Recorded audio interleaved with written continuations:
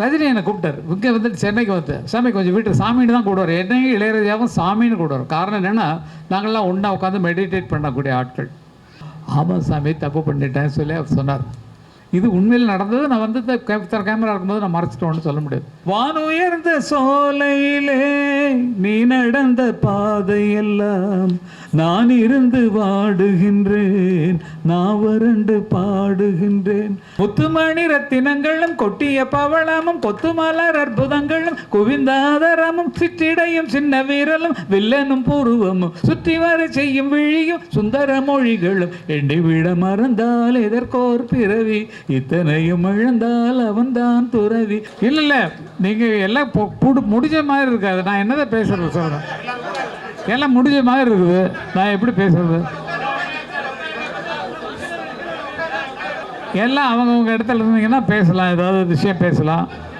நிகழ்ச்சி முடிஞ்சு எல்லாம் புறப்படுற அவசரத்தில் இருக்கிற மாதிரி இருக்கும்போது நான் எப்படி பேச முடியும்? நான் பேச தொடங்குறேன். ஏன்னா வந்து வந்திருக்கக்கூடிய ஒரு எல்லாருக்குமே என்னுடைய மனமார்ந்த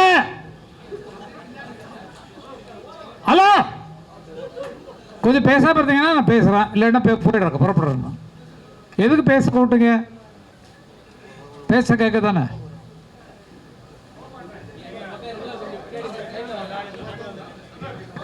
அவ்வளோ அழகாக போயிட்டுருக்க நிகழ்ச்சி, ரொம்ப சிறப்பான ஒரு நிகழ்ச்சி. வாழ்க்கையின் அனுபவங்களை அவர் சொல்லும் போதே உடம்பு புல்லரிச்சு. நிஜமாக ஒரு பெரிய ஃபிலிம், ரியல் ஃபிலிம் பார்க்குற மாதிரியே ஒரு அற்புதமான ஒரு உண்மை கதையை சொல்லி அவர் எடுத்திருக்கிறார். அதை பார்க்கும் போதே கேட்கும் போதே உடம்பெல்லாம் செலுத்தது. நமக்கும் கண்ணீர் துளிகள் வர்ற அளவுக்கு இருந்தது. அவர் முதல் படமே அவ்வளவு இன்வால்வ் ஆகி எடுத்திருக்காருன்னு நினைக்கும் போது எவ்வளோ பெரிய கலைஞர். அவரை எப்படி இன்னும் மேலே கொண்டு வரணுங்கிறத நம்ம நினைக்கணும். அவருக்கு அவ்வளோ திறமை இருக்குது. திறமை அந்த எங்கேயும் போகாது. ஒரு தரம் தொட்டாச்சு ஸ்டார்ட் கட்டுன்னு சொல்லி ஆரம்பிச்சாச்சுன்னா எனக்கு இப்படி தான் வேணும், இப்படி நடின்னு சொல்லி எப்போ வர்றாங்களோ அப்போவே அவங்க டைரக்டர்ஸ் தான். ஆகவே அவருக்கு நிறைய திறமை இருக்குது. அவர் இதே போல் பலரை ஊக்குவிக்கணுன்றக்காக விட்பான்ற ஒரு இது அமைப்பை ஆரம்பித்து அவங்க நடத்துகிறாங்கன்னு சொன்னால், நான் வாழ்வதை போல மற்றவர்களும் வாழ வேண்டும் என்பதற்காக ஒரு அறிகுறி. அதற்காக அவரை மனமாற பாராட்டுகிறேன். அதை மாதிரி கதை வச்சுருக்கவும் சரி, வசனம் வச்சுருக்கவும் சரி, ஒரு சின்ன குழந்தைய பார்த்தாரு என் படத்தில் பாடுன்னு சொல்கிறாரு, என் படத்தில் நடின்னு சொல்கிறாரு. அப்படி எல்லாரையும் அரவணிக்கக்கூடிய மனசு இருக்கிறதா ரசிம் அவர்களை எனக்கு ரொம்ப ரொம்ப பிடிக்கும். அவர் முதலாக ஒரு நிகழ்ச்சிக்கு அழைத்தார். அதில் ஒரு பெரிய ப்ராப்ளம் ஆகி பத்திரிகைகள்லாம் ரொம்ப எக்கச்சக்கமாக அதை பற்றி பேச ஆரம்பிச்சிடாங்க. எனக்கு உண்மை தவிர வேறு எதுவும் வராது. வெளியில் வர்றதுன்னா உண்மை தான் சொல்லி ஆகணும். அப்படிப்பட்ட ஒரு குணத்தில் உள்ளவன். இன்றைக்கி ஒன்றும் பிரச்சனை இல்லை. இன்றைக்கி ஒன்றுமே பிரச்சனை கிடையாது. இன்றைக்கி எல்லாம் நாடெல்லாம் சுமூகமாக போயிட்டுருக்கு. எல்லாமே நல்லாயிருக்கு. எல்லா திரைப்படங்களும் நல்லாயிருக்கு.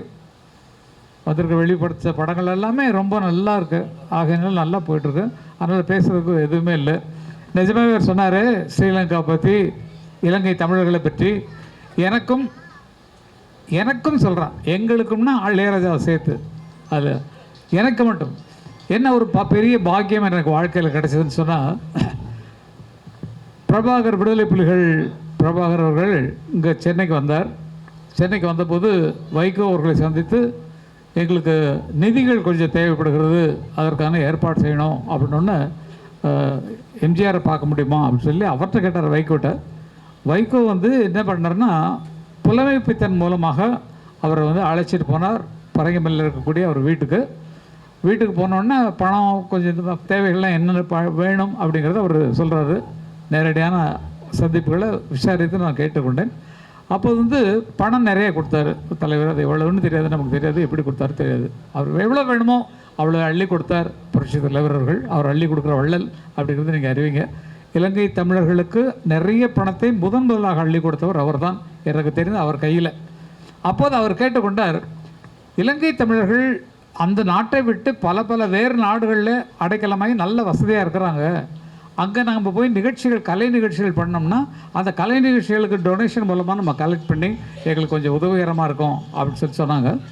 சொன்ன உடனே நீங்கள் தான் யாரையாவது அனுப்பணும் அப்படின்னு சொன்னோடனே அவர் சொன்ன ஒரே ஒரு வார்த்தை, அமர்ருக்கா அவன் பார்த்துக்குவான்ட்டார். என் பேர் அங்கே சொல்லப்பட்டது அவர் வாயினால். நான் கங்கையமரன் அனுப்பி வைக்கிறேன், அவர் பார்த்துக்குவாருன்னு சொல்லிட்டு என்னை அழைத்து, நீ எந்த பணமும் அங்கே பேசக்கூடாது, யார்கிட்டையும் பேசக்கூடாது, போய் இந்த நிகழ்ச்சிகள் நடத்தி தந்துட்டு வாங்கினோன்னு நான் எஸ்பி பாலசுப்ரமணியம், சித்ரா, சைலஜா, மலேசியா வாசகன் ஆகியோர் முதலாக லண்டனில் இருக்கக்கூடிய அவங்க ஆஃபீஸில் போய் எல்லாம் கிட்டு எல்லாம் இருந்தாங்க, அவங்களாம் சேர்ந்து போய் பார்த்தோம். அதே மாதிரி லண்டன், பாரிஸு, டென்மார்க்கு, ஸ்விஸ்ஸு, அப்புறமேலு நார்வே, ஸ்வீடன், டென்மார்க்கு, அப்புறமேலு ஜெர்மனி, எல்லா இடங்கள்லேயும் சென்று நிகழ்ச்சி நடத்தக்கூடிய ஒரு பாக்கியத்தை எனக்கு கொடுத்தாங்க. எல்லா நாடுகளும் சுற்றி பார்த்தது அவங்களால தான். சுற்றி பார்த்தபோது ஃபுல் க்ரௌடு பார்த்தீங்கன்னா எக்கச்சக்க க்ரௌடு. அதில் ஒரு விஷயம் சொல்கிறான். அது இந்த மாதிரி நிகழ்ச்சிகள் நடந்துகிட்டு இருக்கும்போது அதனுடைய எண்டு பொசிஷனில் வந்து ரஜினி சார் அவங்க ஸ்கூல் ஒரு நிகழ்ச்சி நடத்தினார். அப்போ அந்த லதாமா அவங்க பள்ளிக்கூட நிதிக்காகன்னு சொல்லி வெளிநாட்டில் போட்டாங்க. ஒரே இடத்துல நிகழ்ச்சி நடக்குது. அவரது வேற ஒரு தேட்டரு, என்னது ஒரு வேறு தேட்டர் நடக்குது. உண்மையை சொல்கிறேன், நான் போய் சொல்கிற ஆள் கிடையாது. ரஜினி கூட பார்க்கட்டும். என்னாச்சு, அவங்களுக்கு கூட்டம் இல்லை, இங்கே பிச்சுக்கிட்டு நிற்குது. எனக்கு பயங்கர கூட்டம், எக்கச்சக்க கூட்டம். ரஜினிகாந்த் வந்திருக்காரு, பெர்ஃபார்ம் பண்ணுறாரு, நடிச்சு காட்டுறாரு, இதெல்லாம் இருக்குது. கூட்டம் இல்லை, எனக்கு கூட்டம் பிச்சுக்கிட்டு நிற்குது. ரஜினி என்னை கூப்பிட்டார். பொறுப்பு ஓகே எல்லாத்துக்கும் மொத்தமாக சேர்த்து லாஸ்ட்டில் தட்டிங்க. ரஜினி என்னை கூப்பிட்டார். இங்கே வந்துட்டு சென்னைக்கு வந்து, சாமி கொஞ்சம் வீட்டுக்கு சாமின்னு தான் கூடுவார். என்னையும் இளையராஜாவும் சாமின்னு கூடுவார். காரணம் என்னென்னா, நாங்கள்லாம் ஒன்றா உட்காந்து மெடிடேட் பண்ணக்கூடிய ஆட்கள், தியானத்தில் உட்காரக்கூடிய ஆட்கள். ஆகையால் எங்களை வந்து அந்த ஸ்பிரிச்சுவல் மைண்ட்லேயே வந்து எங்களை சாமின்னு கூப்பிடுவார். அந்த மாதிரி ஒரு நட்பு எங்களுக்கு.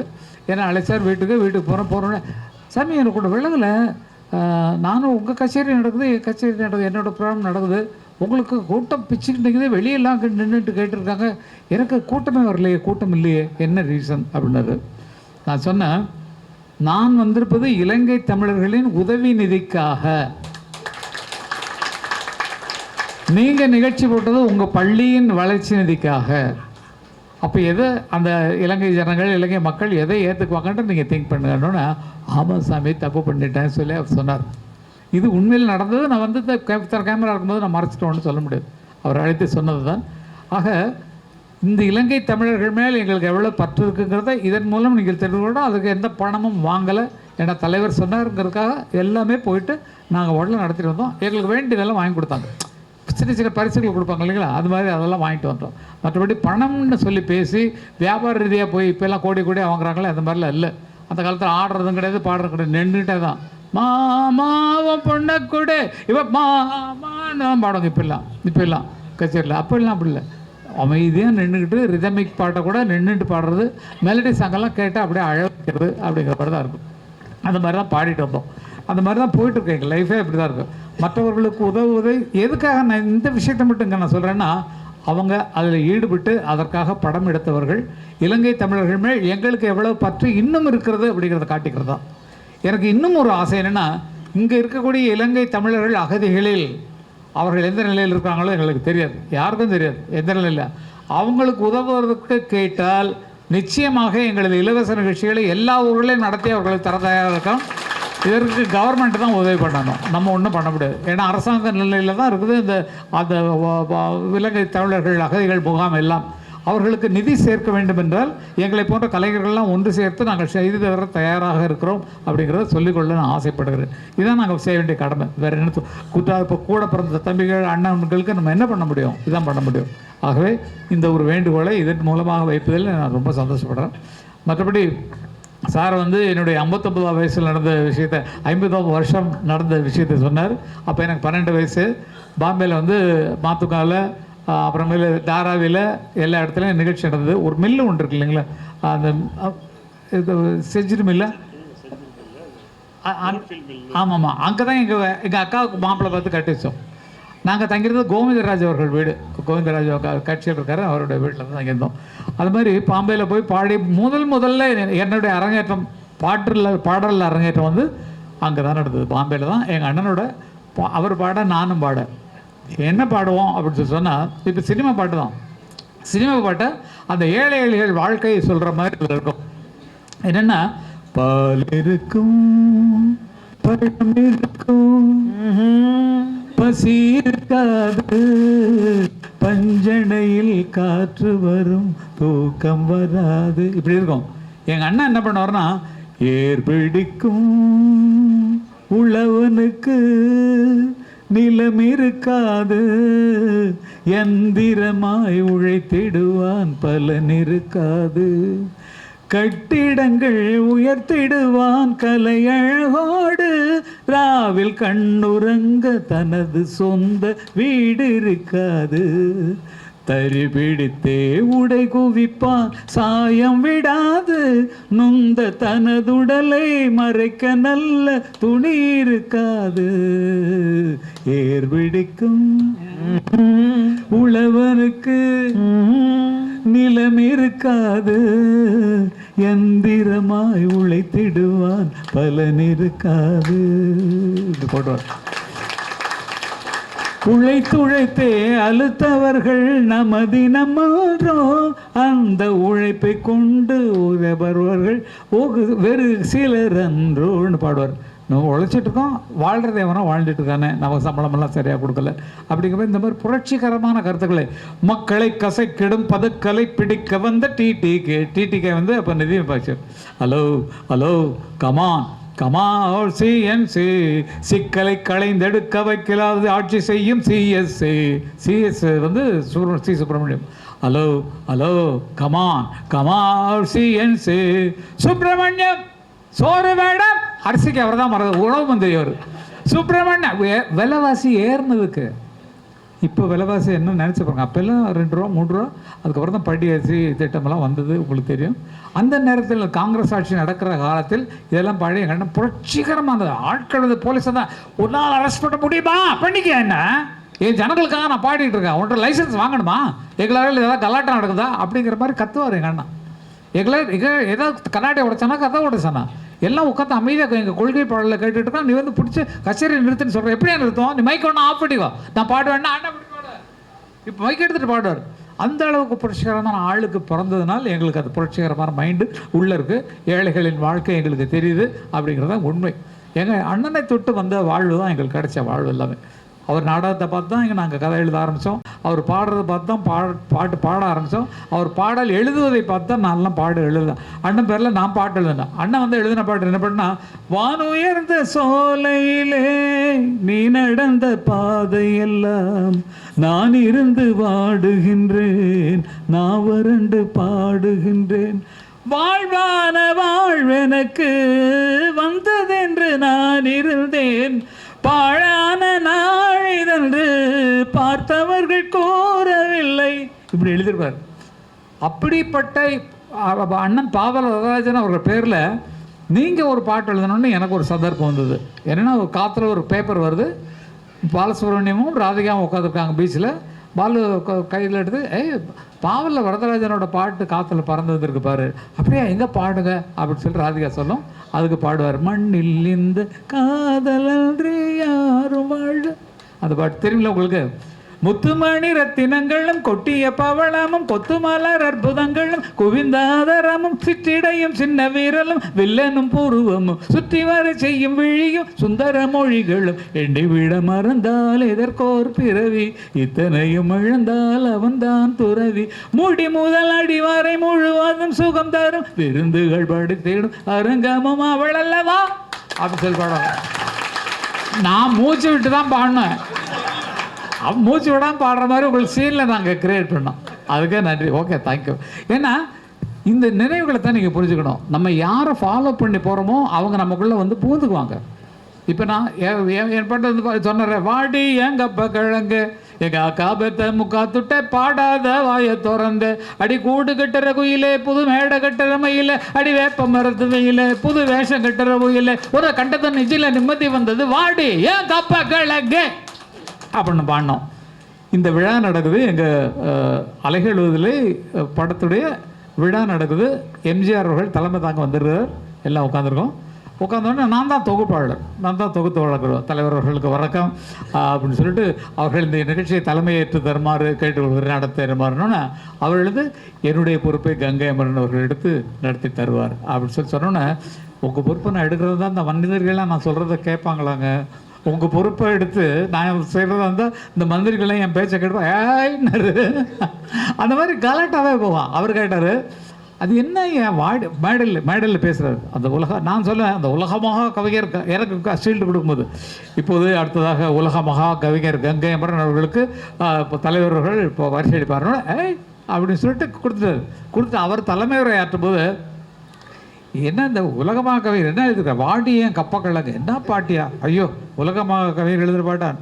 அப்புறம் அவர் பேசி முடிச்சிட்டார். பேசி முடிச்ச உடனே நான் சொன்னேன், தலைவர் நீங்கள் மன்னிச்சுக்கணும், நீங்கள் வந்து என்னை வந்து கப்பங்களுக்கு பற்றி நீங்கள் சொன்னீங்க. அந்த பாட்டு எழுதுனதுக்கு காரணத்தை நான் உங்கள்கிட்ட சொல்லி ஆகணும் அப்படின்னு சொல்லிட்டு நாங்கள் எங்கள் சொந்த படம் இதுதான் ஃபஸ்ட்டு பாவலா கிரியேஷன்ஸில் அலைகள் ஊதிலேன்னு ஒரு படம் எடுக்கிறோம். அந்த படத்துக்கு பல புதுமுகங்கள் தேடினா யாரும் கிடைக்கல. அப்போ கேரளத்தில் இருக்கக்கூடிய அம்பிகாவோட தங்கச்சி ராதாவை புதுசாக கண்டுபிடிச்சி அந்த பொண்ணை தமிழ்நாட்டுக்கு கூப்பிட்டு வந்து நடிக்க வைக்கிறோம். கேரளாவில் ரொம்ப ஃபேமஸ்ஸு கப்பங்கிழங்கு. அப்போ அந்த பொண்ணை நாங்கள் எப்படி வளர்க்கணும்? வாட்டி ஏன் கப்ப கிழங்கு எங்கள் காபத்தை முக்கா துட்டை பாடாத வாயை திறந்துன்னு பாடினோம். அப்படி தான் வரவேற்றான் தலைவரை நுழைப்பாடு. ரொம்ப ஜாலியாக இருக்கும். அந்த பயணங்கள்லாம் பெரிய புண்ணியமான விஷயங்கள். எங்களுக்கு நடந்தது எல்லாமே தெய்வ செயலாக உச்சத்தில் நடந்த விஷயங்கள் தான். சிவாஜி அப்பா கூட பேசுனதும் சரி, கலைஞரோட இருந்த இருக்கும் சரி, எம்ஜிஆர் அவர்களோட கொஞ்சியதும் சரி, அவர் கார் முன் சீட்டில் உட்காந்துட்டு பாடிக்கிட்டே போனதும் சரி, இதெல்லாம் கொடுத்து வச்ச ஆத்மாக்களாக இருக்கக்கூடிய எங்களுக்கு கிடைச்ச பெரிய பரிசு. அப்படி தான் வாழ்ந்துட்டுருக்கோம். அதே போல் இன்றைக்கு இந்த விட்பான்னு ஆரம்பிச்சிருக்காங்க. இதில் தலைமையில் முதல்ல எனக்கு வந்து பரிசளிச்சிருக்கீங்க.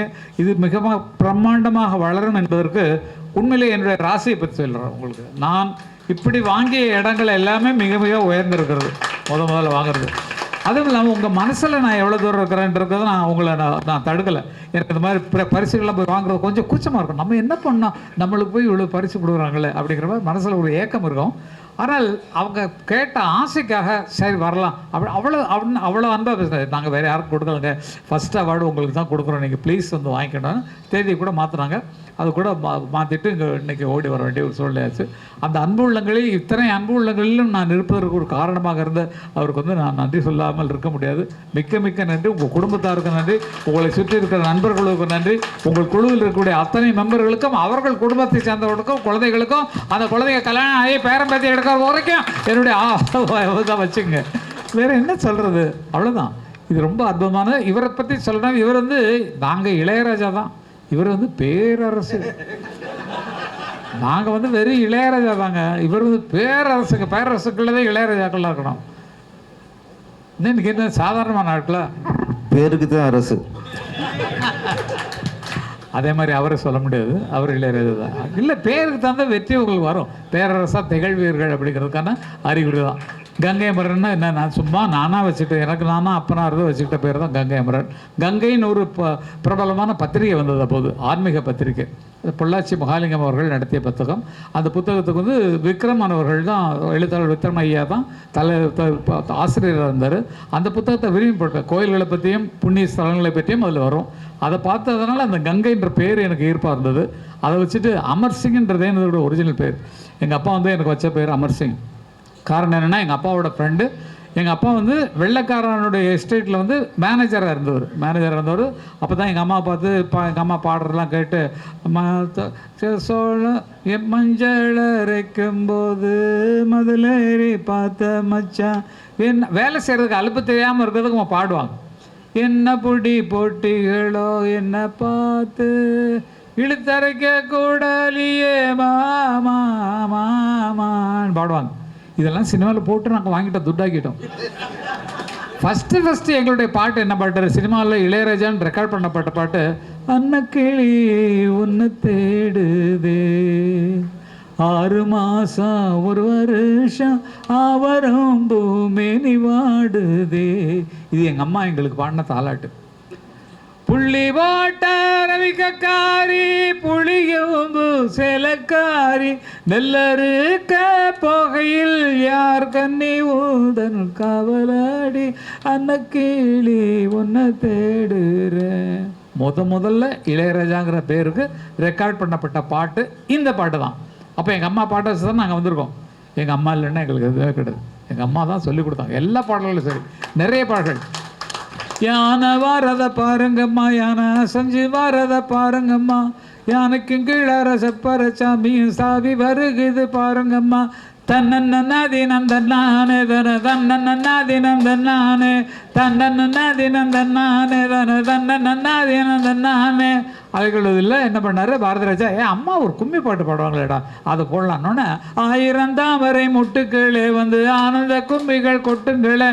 இப்போ சொல்லுங்கள், இளையராஜான்ற ஒரு ஆள் வர்றதுக்கும் நாங்கள் வர்றதுக்கும் காரணமானது எங்கள் அம்மாவுடைய இசை தான்.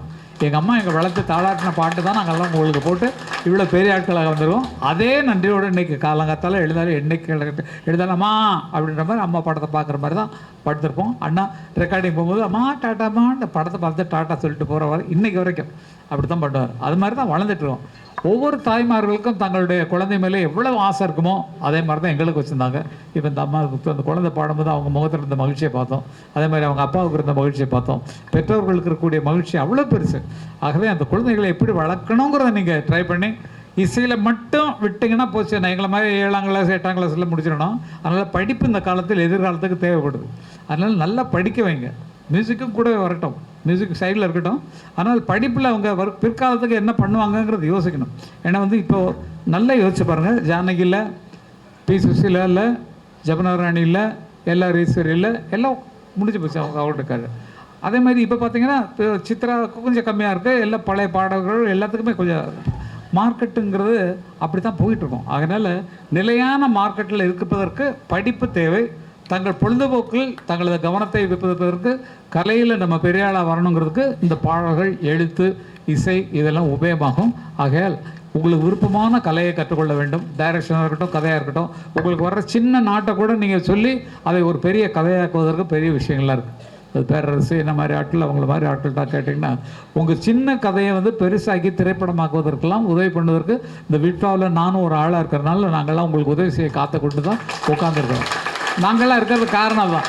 யாராவது நல்ல கதையை அவர் செலக்ட் பண்ணி இந்த கதையை கேளுங்க, கதையை அவங்க முடிவு பண்ணி சொன்னது தான் இதை எடுக்க முடியும்னு அவங்க சொல்லிவிட்டு எங்கள்கிட்ட சொல்லுங்கள். எங்கள் குழு நாங்கள் ஒரு 5 பேர் குழு வச்சுக்கிறோம். அந்த கதையை கேட்டு இது இப்படி இருக்கக்கூடாது தம்பி, இப்படி இருக்கணும் அப்படின்னாங்க. சமீபத்தில் எங்கிட்ட ஒருத்தர் கதை சொன்னார்.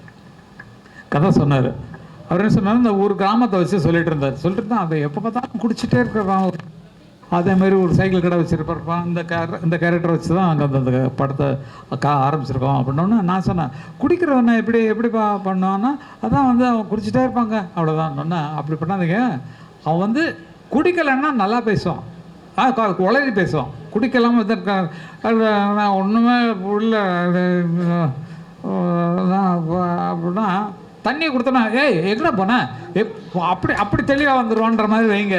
குடித்தா தான் உனக்கு ஒழுங்கான பேச்சு வரும். குடிக்கலைன்னா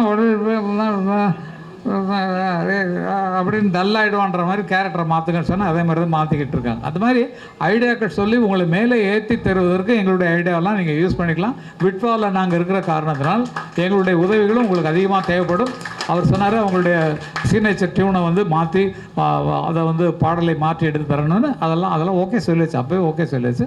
ஆகவே அதை என்ன எவ்வளோ சிறப்பாக செய்ய முடியுமோ, அதை எப்படி வெளியிட முடியுமோ அதற்கு நீங்கள் முதல்ல ஒரு யூடியூப் சேனல் ஆரம்பிக்கணும். சார், முக்கியமான விஷயம் உண்டு. குடும்ப பேசுறது சார், யூடியூப் சேனலை பற்றி சொன்னார். என்னுடைய சொந்த நிறுவனம், திரைப்பட தயாரிப்பு நிறுவனம், 6 படங்கள் பண்ணியிருக்கிறேன். Brilliant creation. அதில் 1,90,00,000 1.8 மில்லியன் வியூவர்ஸ் இருக்கிறாங்க சார். அதான் நான் அப்படியே விட்வாவுக்கு கொடுக்குறோம். அந்த யூடியூப் சேனலில் இன்றைக்கு நாங்கள் அதை ஓப்பன் பண்ணுறதுக்கு இருந்தேன். அதுக்குரிய அந்த அரேஞ்ச்மெண்ட் முடியலை. அந்த யூடியூப் சேனலில் நான் நாளையிலேருந்து அது ரன்னிங் ஆகும் சார். Very good. அது அப்படியே என்னுடைய பிரில்லியன் கிரியேஷன்கிறத விட்வாவுக்கு கொடுத்து நேமை சேஞ்ச் பண்ணி அதை ரன் பண்ணுறதுக்கு யார் நம்மளோட சாஜித், இந்த ஒரு டெக்னீஷியன், பெரிய டெக்னீஷியன் சார் இவர் அந்த இதுக்கு அந்த வீடியோ எல்லாம் பண்ணுறேன். என்ன சேனல்? இல்லை தின் மியூசிக்கு அவர் தான் அந்த அதிகமான வீடியோ பண்ணுறது. Very good. வாங்க நல்லா கைதிட்டு போடுங்க. அவர் வாழ்க்கை இவரை சீஃபாக போட்டு நாங்கள் அந்த யூடியூப் சேனல், ஏன்னா எல்லாருடைய திறமையும் அதன் மூலமாக வெளிப்படும் அந்த யூடியூப் மூலமாக சார். அடுத்தது சார், இந்த எங்களுடைய எல்லாருடைய அன்பையும் கரைச்சி சிக்னேச்சராக பண்ணி உங்களுக்கு ஒரு தரம். இந்த இதில் எல்லாரையும் கூப்பிட முடியாது, மன்னிச்சுக்கோங்க. இந்த விட்வாட புக்கு வாரத்துக்கும் இந்த ஈவெண்ட் நடக்கிறதுக்கும் ரொம்ப ரொம்ப கஷ்டப்பட்ட ஒரு 3 அழகான பெண் பிள்ளைகள், கேர்ள்ஸ். அவங்களும் இவர் ஒரு ஆர்ட் டைரக்டர், ஒரு டிசைனர், இவர் ஒரு டான்சர். இவர் தான் இந்த புக்கை பண்ணினவர் டிசைன். Very good. ஸோ இவர். அடுத்தது யஷ்வந்த் எங்களோட ஆஃபீஸுக்கு கிட்டத்தட்ட ஒரு 10 நாட்களாக நைட்டில் 12-1 மணிக்கு தான் போவார். Very good. ஸோ இவங்க எல்லாரும் சேர்ந்து, நீங்கள் வாங்க, இவங்க எல்லாரும் சேர்ந்து அந்த அந்த பரிசை அதை உங்களுக்கு வீட்டில் இருக்கணும் சார், ஆமா, உங்களுக்கு கண்டிப்பா. விருப்பமான இடத்துல. கண்டிப்பா, ஸோ அதை உங்களுக்கு தரப்போறாங்க. அது வந்து எங்க வைக்க போறேன்னா Venkat Prabhu recording theatre கட்டிருக்காரு. Wow. அந்த ரெக்கார்டிங் எல்லாம் அங்கதான் நிறைய பேர் வருவாங்க. இப்போ நான் வீட்டுக்கு வர வைக்கிறது, நான் என்னுடைய ஆஃபீஸ் அங்கே தான் இருக்கு. Okay, அதனால அங்கே போய் அது சேரும், வர்றவங்க எல்லாம் பார்ப்பாங்க, Wow. எல்லாரும் வந்து படம் எடுத்துக்கோங்க. வேற லெவல் சார், எவ்வளோ பெரிய விஷயம். விட்பாக்கு நாங்கள் சார் விட்பா மூலமாக கொடுக்குறத எத்தனையோ லெஜெண்டர் பார்க்க போகிறாங்க. எவ்வளோ பெரிய விஷயம்.